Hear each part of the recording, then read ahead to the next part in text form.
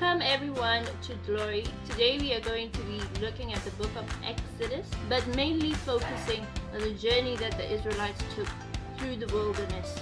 Watch until the end of the video so that you may gain the most important message. I hope that you enjoy this video, and if you do, please like our video and also subscribe in order to gain more videos, more content from us. Enjoy!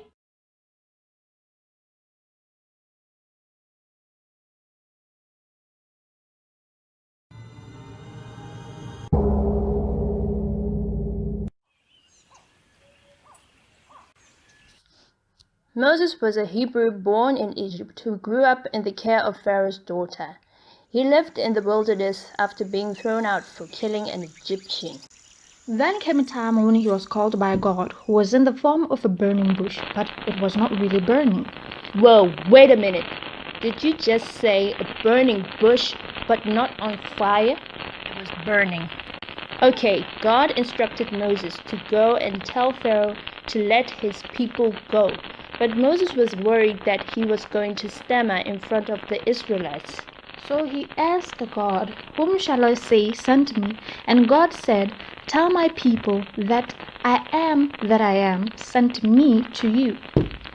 He kept on interrogating God until God got angry, then told him that his brother Aaron would go on the journey with him. Now it seems easy, right? I mean, all that Moses has to do is just go to Pharaoh's place and tell him, "God says, let my people go and leave." However, God made Pharaoh's heart stubborn. So God deliberately made Pharaoh's heart stubborn? Indeed! Pharaoh kept on refusing to free the Israelites, then plagues were instilled on him and the Egyptians. All of Egypt suffered because of Pharaoh. Then at the last plague, Pharaoh gave in and released the Israelites to go serve God in the wilderness. So Moses led the Israelites from Egypt across the Red Sea. Wait! How did Moses fit all the Israelites in a boat? No, they literally walked on dry land. What? How? God parted the sea. Awesome! And then they were in the wilderness, where God led them in the form of a pillar of cloud by day and the pillar of fire by night. The people kept on walking for days and days until they ran out of water. Now, there was a river nearby, and when they drew the water and drank it, it turned out to be bitter. The people started groaning until God heard them and told Moses to throw a log in the water to make it sweet. This was only the beginning of Israel's groaning. So God still led the people, and yet another incident regarding water happened while they were camping at Rephidim. No water was in sight, nor did the people have any water. Irrespective of what God did before with the first water incident, they still kept on groaning.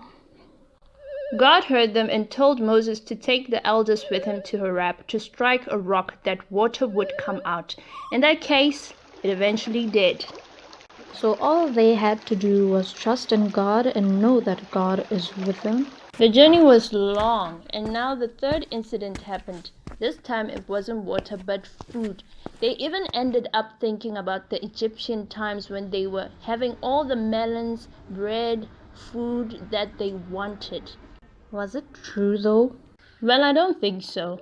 I mean, if you are under slavery, how can that be? But let's keep going.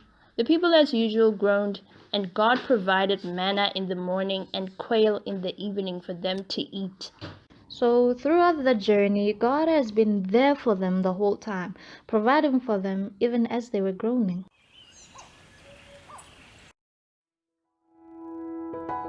The wilderness is that point in time or the place where our faith is being tested. Some of us tend to run to complaining, just as the Israelites. Instead of going to God and asking Him for help, they were complaining about a lot of things. God told Moses to tell the Israelites that I am sent him, which means for me, it means that God is Him who will provide your every need. Everything that you need, you will find and everything that you seek Him to do, He will do. Philippians 4 verse 6 says, "The Lord is at hand. Do not be anxious about anything, but in everything by prayer and supplication with thanksgiving, let your requests be made known to God."